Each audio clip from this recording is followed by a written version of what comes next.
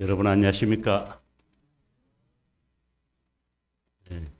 2월에 여러분 늘 건강하시고 환절기에 하나님 은혜 가운데 그 2월을 맞이하기를 보내기를 기도드리겠습니다. 오늘은 하나님의 친구 에녹이란 말씀으로 창세기 5장 18절 24절에 있는 말씀 내용으로 같이 은혜 받는 시간 갖도록 하겠습니다. 여러분, 이 성경에는 하나님과 우리의 관계, 다시 말해서 하나님과 나와의 관계를 성경에는 창조주, 그리고 주, 그리고 구세주, 아버지, 또 친구로 이렇게 표현이 됩니다. 성경에 보면. 그런데 그 중에서도 가장 놀라운 것은 하나님이 우리의 친구라고 말씀하셨어요.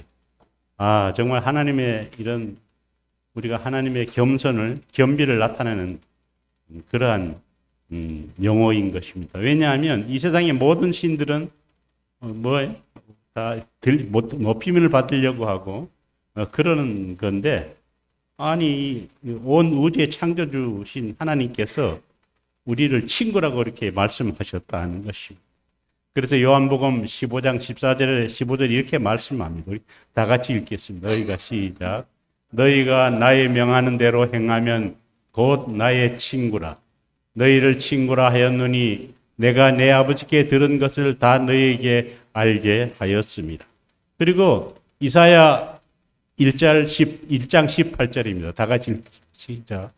그러나 나의 종 내 이스라엘아, 나의 택한 야곱아, 나의 벗 아브라함의 자손아. 이와 같이 하나님과 예수님은 우리 성도들을 친구 또는 벗이라고 불렀다는 것입니다. 친구란 글자 그대로 친한 사이를 말합니다. 그러나 친한 사이는 많지만 진정한 친구를 위하여 자기의 목숨을 버릴 수 있는 친한 친구는 이 세상에서 찾아보기가 거의 어렵다는 것을 우리는 알 수가 있다는 것입니다. 어떤 사람이 아내가 교통사고를 당했다는 소식을 듣고 급히 이 남편이 병원에 달라고 보니까 부인이 상태가 위중해서 교통사고를 당해서 수술 중이었다는 것입니다. 그래서 이 남자는 자정이 조금 넘어서까지 초조하게 수술 결과를 기다렸는데 의사가 수술을 마치고 나와서 말하기를 미안합니다. 최선을 다했으나 돌아가셨습니다. 라고 그렇게 정말 이 절망적인 말을 했다는 것입니다. 그러자 이 남자는 수술실로 뛰어 들어가 보니 숨을 거둔 아내의 얼굴밖에 볼 수 없었다는 것입니다. 그래서 여러분, 그는 하늘이 무너짐과 마음의 허전함을 견딜 수가 없어서 친구들에게 전화를 하려고 수첩을 펼쳐 보았는데 그 수첩 안에는 친구 명단이 빽빽하게 93명이나 기록이 되어 있었다는 것입니다. 그런데 막상 자정이 넘은 한밤중에 내 아내가 죽었으니 와서 나를 좀 위로해 주게라고 말할 친구가 93명의 명단 중에서 한 명도 없었다는 것입니다. 결국 수천만 뒤적이다 전화 한 통화 하지도 못하고 휴대폰을 내려놓고 말았다는 것입니다. 그리고 그는 지나온 삶에 대한 실망감이 가슴속에 밀려왔다는 것입니다. 가장 어려운 순간에 전화할 친구 하나 없으니 이제까지 내가 무엇하고 살았나? 내가 정말 지금 가진 것이 무엇인가 하는 생각이 들었다는 것입니다. 그 후로 그 사람은 그때의 비참하고 가슴 아팠던 일을 생각하면서 먼저 진실한 친구가 되려고 자기는 노력하며 살았다는 것입니다. 그렇다면 우리 사랑하는 문막 성도 여러분은 진정한 친구가 있습니까? 언제 어디서나 나를 이해하고 내 편이 되어 줄 수 있는 진정한 친구가 내 곁에 있습니까? 만약 그런 친구를 가지고 있다면 그 인생은 잘 산 인생이고 정말 행복한 사람이라는 것입니다. 그러나 불행하게도 대부분의 사람들은 이 남자처럼 그렇지 못한 사람들이 많다는 것입니다.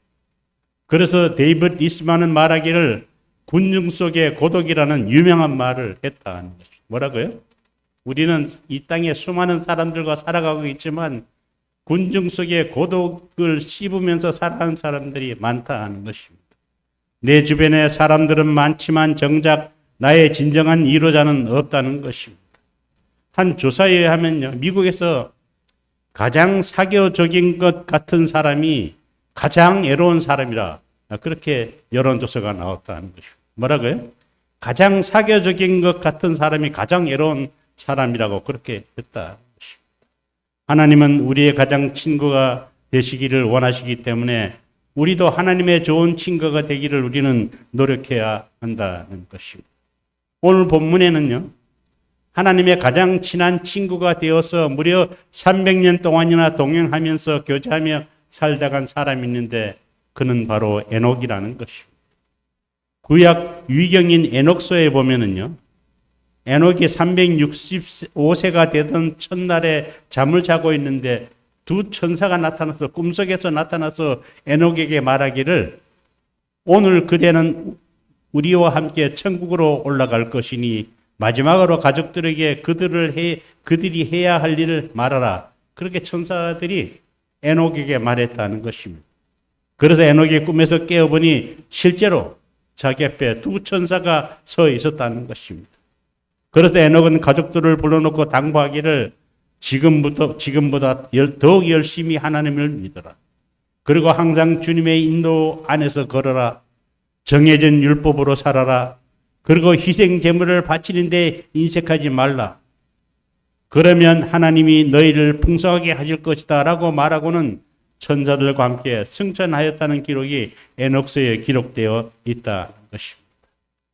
서로가 좋아하는 것을 행하면 서로에게 기쁨이 되고 행복을 만들 수 있기 때문에 효자는 우리 부모님은 무엇을 기뻐하실까 이런 생각을 하면서 산다는 것입니다.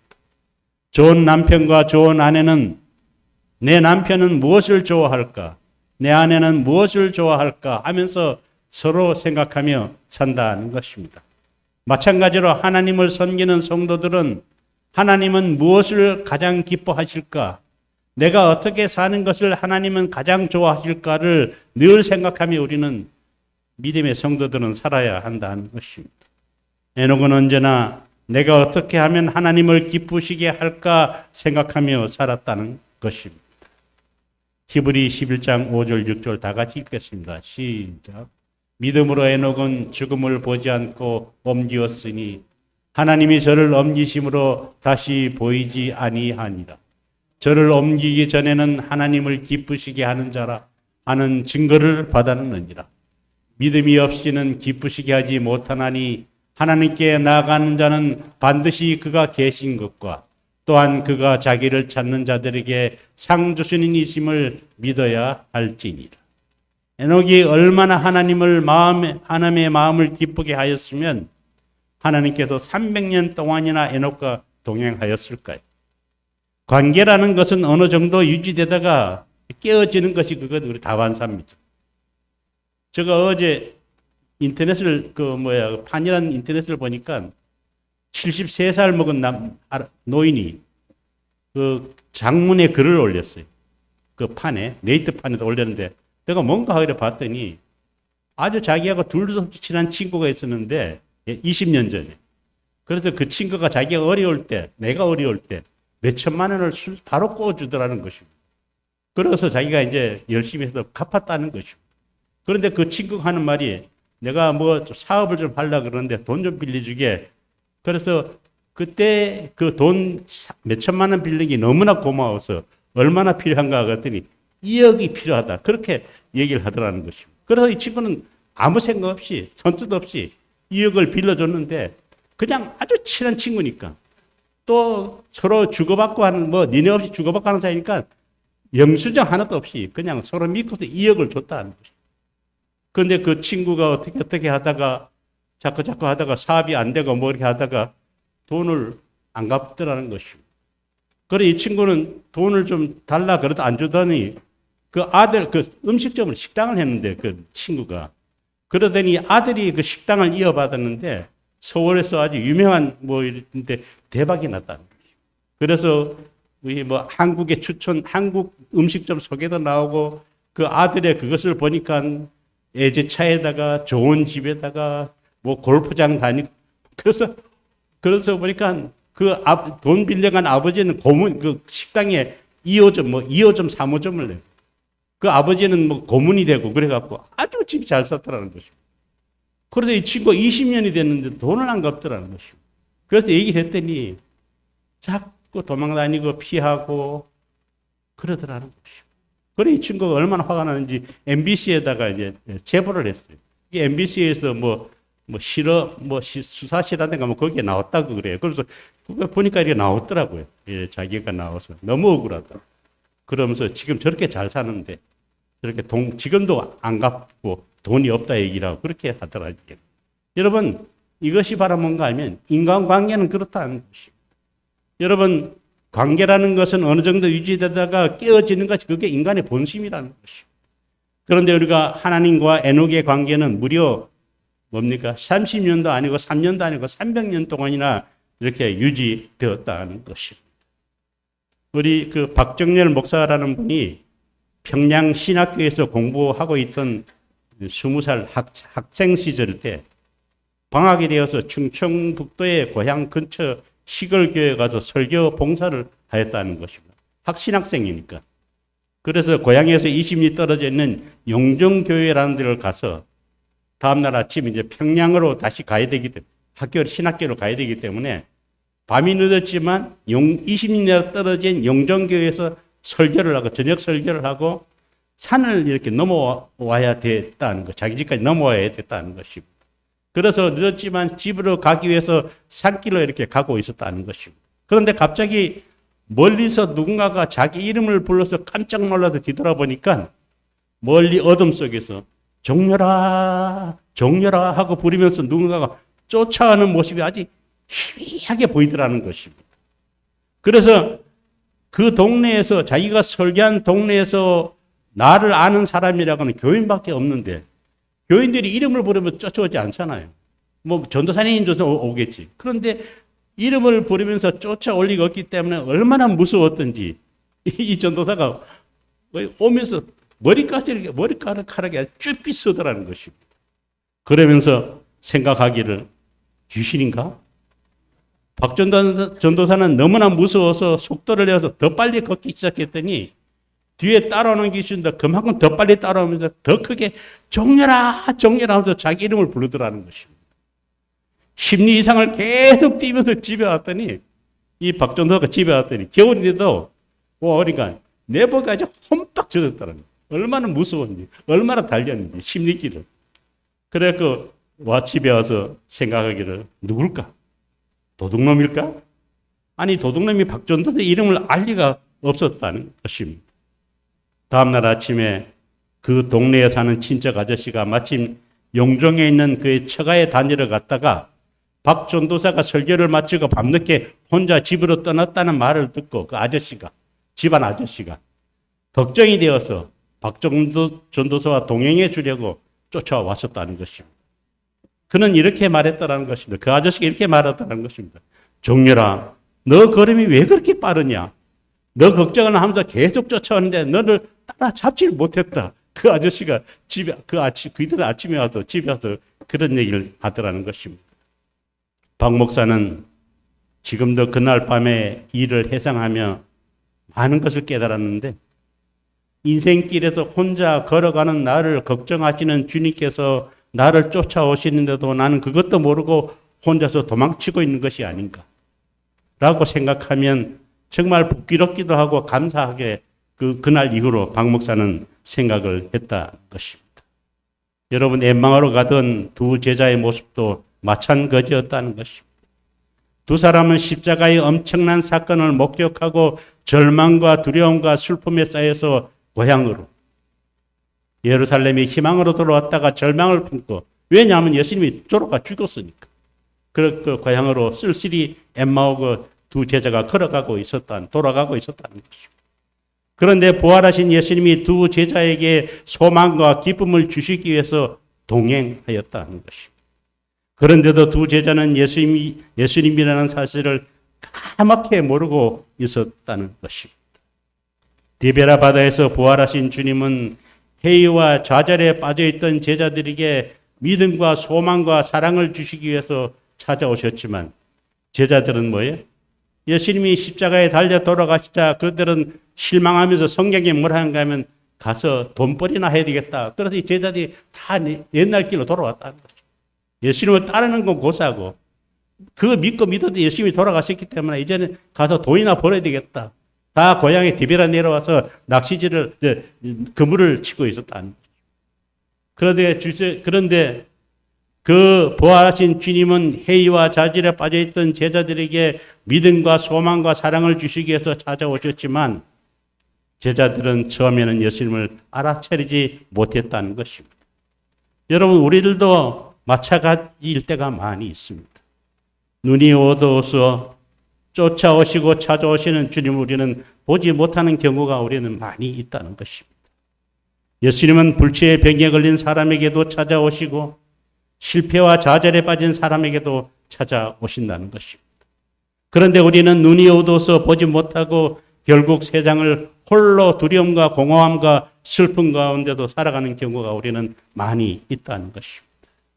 그러므로 십자가는 실패가 아니라 성공이요 부끄러움이 아니라 영광이며 사망을 이기고 생명의 새로운 탄생의 부활을 이루기 위해서였다는 것입니다. 우리 다 같이 읽겠습니다. 누가복음 24장 시작. 길에서 우리에게 말씀하시고 우리에게 성령을 풀어주실 때에 우리 속에서 마음이 뜨겁지 아니하다. 여러분, 참으로 신기한 것은 이 길손의 말을 듣고 있던 제자들이 어느새 뜨거운 감동이 일어나고 있었다는 것입니다. 조금 전까지 그 무겁고 우울했던 마음이 말끔히 가시고 무엇인가 새로운 희망이 솟구쳐 오르는 것을 느끼게 되었고 비로소 가려졌던 두 사람의 눈이 열리게 되었다는 것입니다. 그러므로 여러분, 창세기에서부터 계시록까지 1189장에서 우리는 예수님을 만날 수 있고 성령 하나님께서 예수님을 만날 수 있게 인도하신다는 것입니다. 제가 우리 이재민 집사님하고 지난달에 식당에서 점심을 같이 먹다가 대화를 나누는데 우리가 지난달에 12월 달에 여호수아를 공부했잖아요. 12월 달에 했는데 집사님이 이재민 집사 저한테 그런 얘기를 해요. 제가 여호수아를 공부를 하면서 참 새로운 걸 깨달았다. 그런 얘기를 저한테 이재민 집사가 하세요. 저는 깜짝 놀랐어요. 왜냐하면 이 집사님이 누구보다도 바쁜 분인데 여호수아 공부를 하면서 새로운 걸 깨달았다고 그걸 말할 때 하나님께서 이렇게 교과를 통해서 역사하시구나. 제가 우리 김병욱 집사님 제가 이제 안식일 예배 마치면 제가 이렇게 한 번씩 같이 태워드리고 하는데, 김병욱 저가 탔다 그러면 이제 교과 얘기부터 이렇게 쭉 하면서 집에까지 가는데, 금방, 얼마나 집사님도 말씀에 심취하시는지, 제가 그 집사님에게 얘기하던 은혜를 많이 받아요. 여러분, 뭔가 하면 이것처럼 우리가 창세기부터 계시록까지 우리는 예수님을 만날 수가 있고 성령 하나님께서 예수님을 만날 수 있게 우리를 인도하심을 위하여 감사하시기 바랍니다. 그런데도 두 제자는 그분이 예수님이라는 사실을 모르고 슬픔에 쌓여 있었다는 것입니다. 우리도 눈이 어두워서 쫓아오시고 찾아오시는 주님을 보지 못하는 경우가 우리는 있다는 것입니다. 우리 다 같이 읽겠습니다. 시작. 아담의 7세손 에녹이 사람에게 대하여도 예언하여 이르되 보라, 주께서 그 수만의 거룩한 자와 함께 임하셨나니 이는 무사람을 심판하사 모든 경건치 않은 자의 경건치 않게 행한 모든 경건치 않은 일과 또 경건치 않은 죄인이 죽게 거스려 한 모든 강팍한 말로 인하여 저희를 정죄하려 하심이라 하였느니라. 이 유다서에 있는 말씀입니다. 여러분, 그리고 에녹은 주님의 재림이 있을 것을 예언하였다는 것입니다. 주께서 천사들과 의인들과 거룩한 무리들을 이끌고 강림하신다는 것입니다. 그리스도께서 이 많은 무리들과 함께 강림하실 그때는 정말 여러분 얼마나 영광스러운 순간일까요? 그리스도께서 가장 크고 놀라운 목적, 다시 말해서 우리 모든 무리에게 심판을 내리기 위해서 그의 수행원들과 함께 강림하신다는 것입니다. 그러나 심판하시기 이전에 강림하시기 이전에는 반드시 뭐가 있는가 하면 이 땅에는 우리 각자들에게 흔들림이 있다는 것입니다. 체질이라 그러죠. 기질의 목적은 쓸 것과 못 쓸 것을 가려내는 것입니다.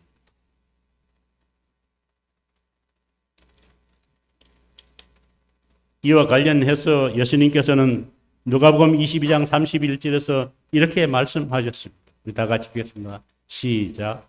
시몬아 시몬아 보라, 사탄이 밀가부르 하려고 너희를 청구하였으나. 이 밀가부른다는 말은 기질한다는 것입니다. 떨어져 나가게 한다는 것입니다.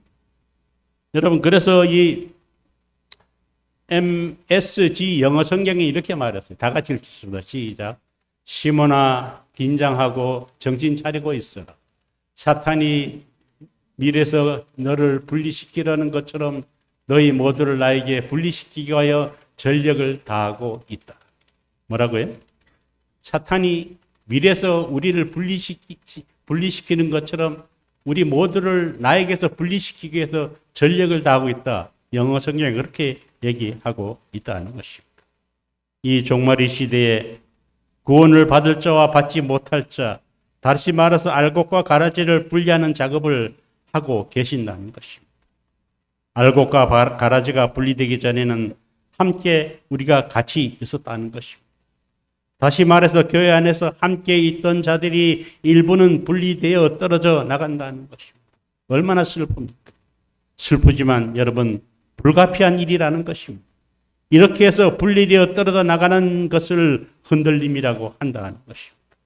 흔들려서 떨어져 나가면 예수 그리스도로부터 분리됨을 말합니다. 저는 이래서 이 교회에 다니는 게 지금도 말씀도 그렇고요. 두렵고 떨림이라는 것입니다. 교회에서의 분리는 예수 그리스도로부터 떨어짐을 의미한다는 것입니다.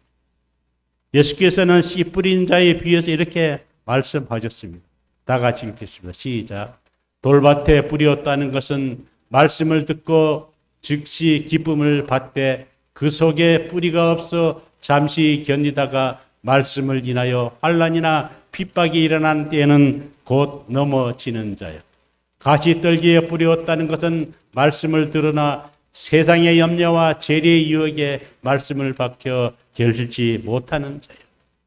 여러분, 하나님은 우리를 끝까지 붙들어 두시려는 반면에 악한 사단은 성도들을 하나님으로부터 분리시키려서 전력을 다한다는 것입니다. 여러분, 그래서 하나님과의 연결되면 생명이고 분리되면 죽음이라는 것입니다. 여러분, 여기에 말씀에 나오지만 어떻게 돌밭에 뿌렸다는 것은 우리가 말씀을 듣고 즉시 기쁨으로 받았지만 그 속에 뭐가 없어요? 뿌리가 없다. 깊이 뿌리가 없기 때문에 어떻게 해요?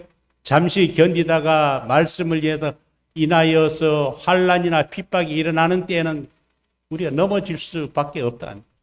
또 가시떨기에 뿌렸다는 것은 말씀은 들으나 뭐가 있어요? 세상의 염려와 재리의 유혹에 말씀이 막혀 결실치 못한다. 우리가 세상의 염려가 너무 많이 하다.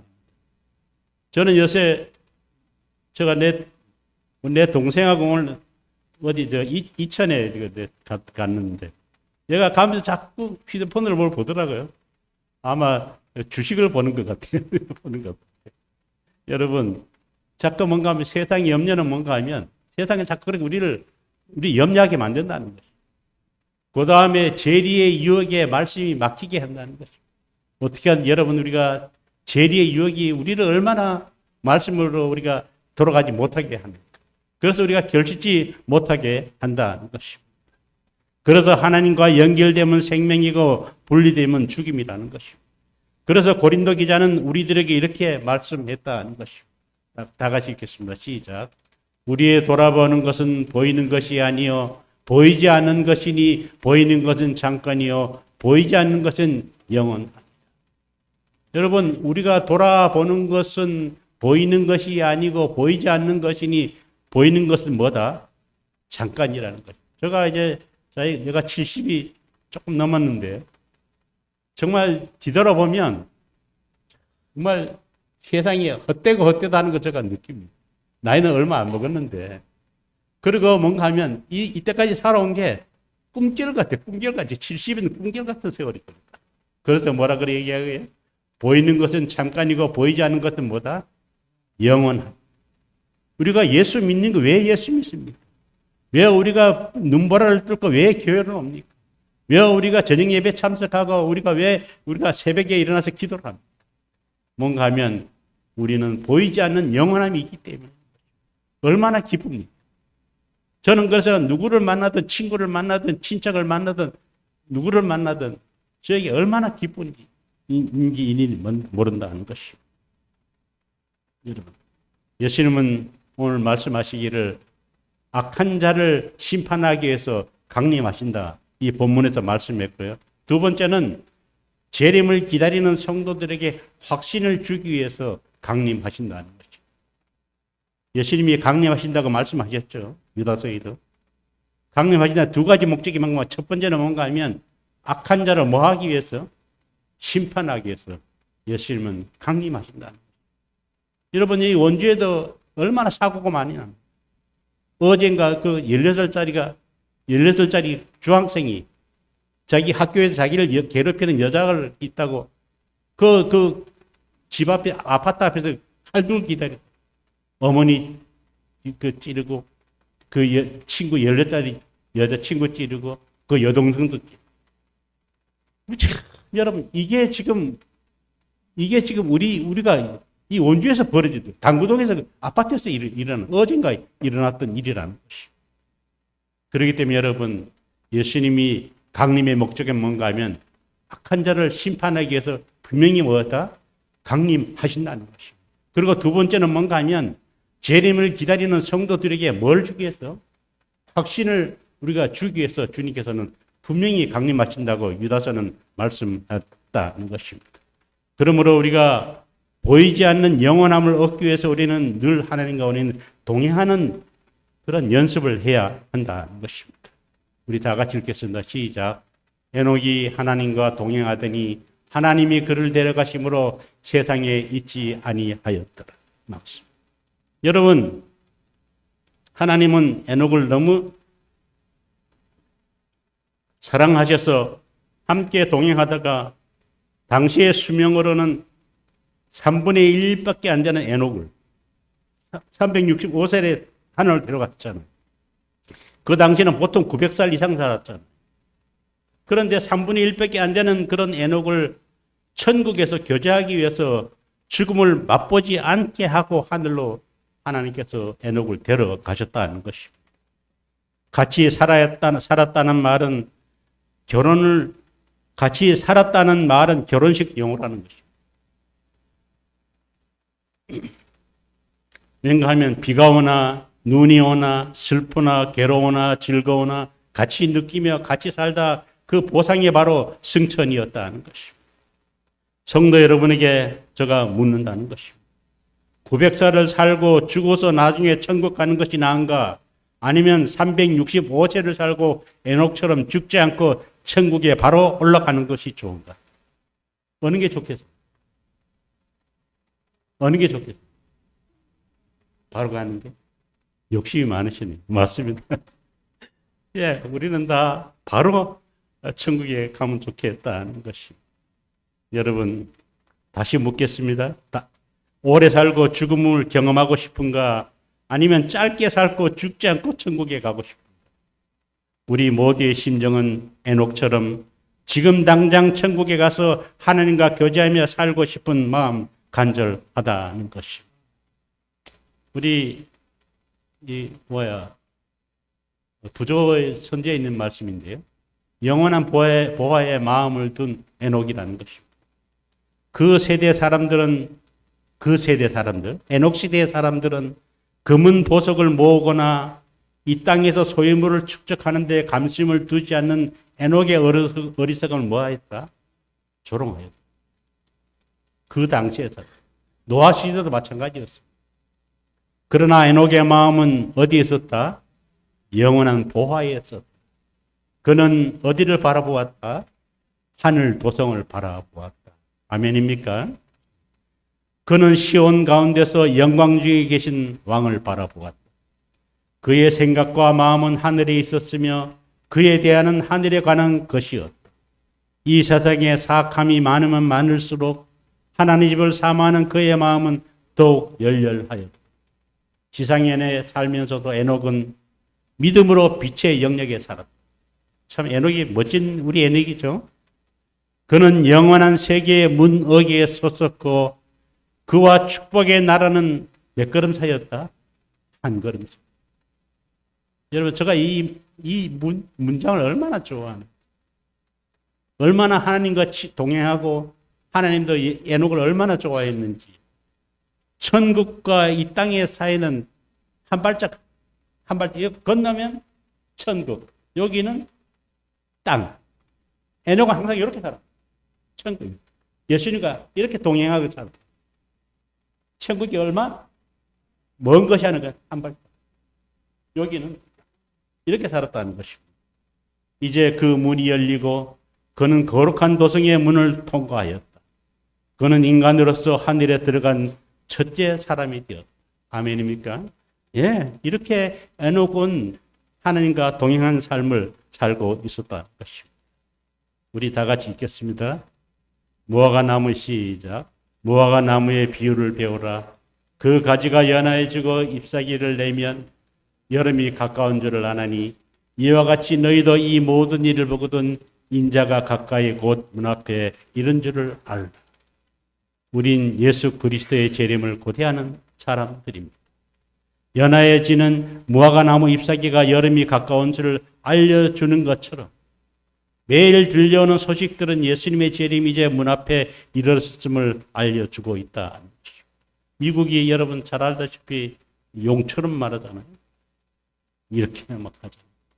한국도 막 때려잡는다 그러잖아요. 오늘 제가 뉴스 아까 잠깐 보니까 우리나라뿐만 아니라 쿠바하고 또 어디 저기 나라도 또 막 때려잡는다고 또 그렇게 한국처럼 한다고. 여러분, 그래서 이 정의 나라가 그렇게 변했다.